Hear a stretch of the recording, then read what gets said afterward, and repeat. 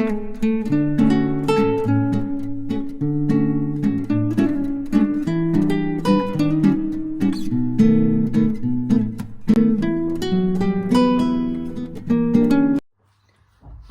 good evening, dear students. In the series of the most important questions which have been many times repeated in previous years by our CBSE board, today I am explaining you another important question from the chapter The End of Bipolarity from the book Contemporary World Politics. Now, the question which is there today's class, it is the consequences of disintegration, right? So we have done the disintegration taken place, but now we come to know, we have to discuss, we are going to emphasize on this point, what were the consequences, right? So same manner, in the book itself, from the chapter only, the first line which you are going to add here, it says the collapse of the second world of the Soviet Union and the social system in Eastern Europe had profound consequences for world politics. Consequences for the world politics. The entire scenario in the world politics was changed after the disintegration of second, the most important powerful country, that is USSR. Okay. Now, one by one, we are going to take these points from the book, right? Now, there are many ways which, with the help of these all different strategies, you can answer this question.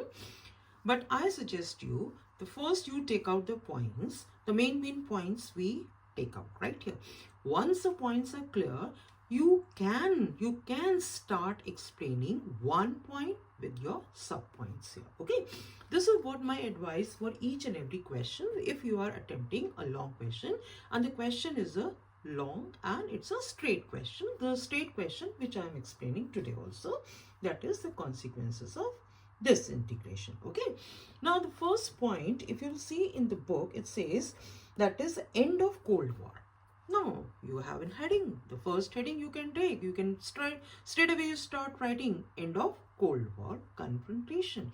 Cold War confrontation between whom?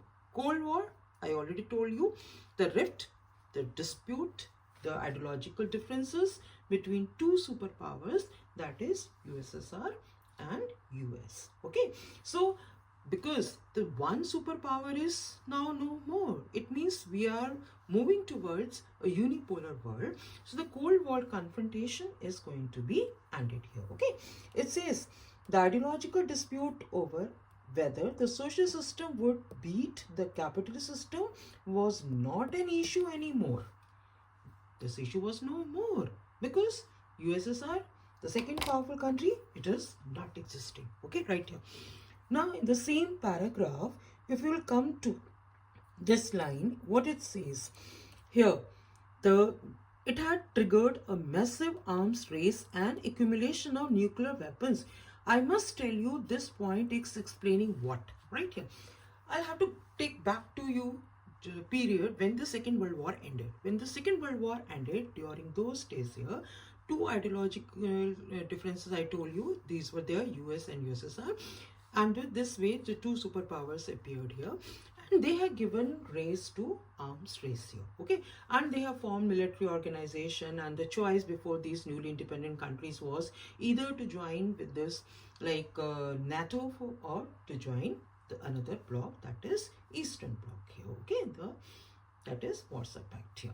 Now this choice was no more required right here. So the accumulation of nuclear weapons and had led to the existence of military blocs. The end of confrontation demanded the end to this arms race and a possible new peace. Okay, my next point, here comes the second point. The second point says the world politics changed. Power relations in world politics change, and therefore the relative influence of ideas and institutions also changed here. Okay, very simple point. After this you come to the third point. Third point says the end of Cold War left open only two possibilities. Two possibilities. Now very important phase this time here. here we are moving towards a unipolar system. But I'll tell you, not only unipolar system here, but in reality, we have been towards, that is, multipolar system here. Okay, look at here what it says. Of different countries or the groups of countries could become important players in the international system, thereby bringing in a multipolar system. Right? This is your third point. Now we come to fourth point. The US became the sole superpower. Right now we have done this point. Unipolar system or the multipolar system. If it is a unipolar system, that means we are moving towards, that is, sole superpower, US, which became a sole superpower and which is backed by the power and prestige of the US. Okay. Another point. This says, if we are talking about sole superpower, one superpower, that is US, unipolar world we are talking about here. So it means, obviously, it is the capitalist economy, right here. So which economy was going to dominate? This economy going to be the capitalist economy, right here.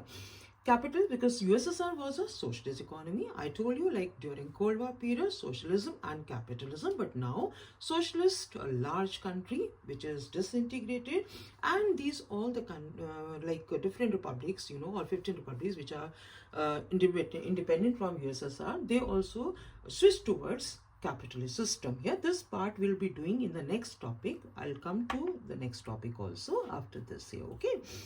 Politically, the next point, the notion of liberal democracy emerged as the best way to organize political life. Liberal democracy, liberal, the word which is coming from the Latin word liber, which means to free. And what system we are moving toward, that is a liberal democracy. It means, like, you will have to speak the language, you will have to accept the language of the people, you will have to give rights to the countryman here, right here. Next point. This is third point which is given the dominant point in your book, but according to my points, in the series, it is coming your eighth point. The end of Soviet bloc meant the emergence of many new countries. So you can give a heading. The heading can be here, the emergence of many new countries. This is the heading. Okay. Now you can have sub points here. How can you say the new countries? Which countries are emerged here? Please go back to 15 republics. Now you have to think about, where are these 15 republics? Where will these 15 republics go? What is going to be the existence of these 15 republics here? Okay. Now, what it says, independent aspirations and the choices, some of them, especially the Baltic and the East European state, wanted to join the European Union and became part of North Atlantic Treaty Organization, that is NATO. Some of them, they decided, like, we'll go for NATO or we'll go for, that is, any other organization here. Okay. The Central Asian countries. Now we come to the next part, that is Central Asian countries. What they said, they wanted to take advantage of their geographical location and continue their close ties with Russia and also to establish ties with the West. They wanted to capture both. They wanted to have, their alliance with both. Okay.